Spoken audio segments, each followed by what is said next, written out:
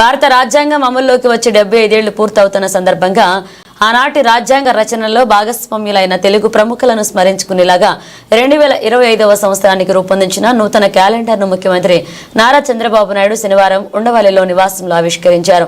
క్యాలెండర్లో ప్రచురించిన ఒక్కో ప్రముఖుడి గొప్పతనాన్ని ముఖ్యమంత్రి కార్యక్రమంలో మరొకసారి గుర్తు చేశారు.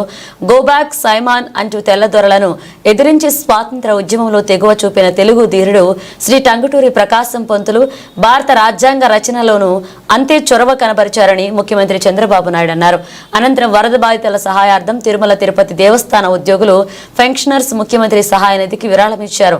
సీఎం చంద్రబాబు నాయుడిని ఉండవల్లి నివాసంలో శనివారం కలిసి ఉద్యోగుల తరపున 1,18,36,798 పెన్షనర్స్ తరపున 71.59 లక్షల చెక్కును విరాళంగా అందించారు.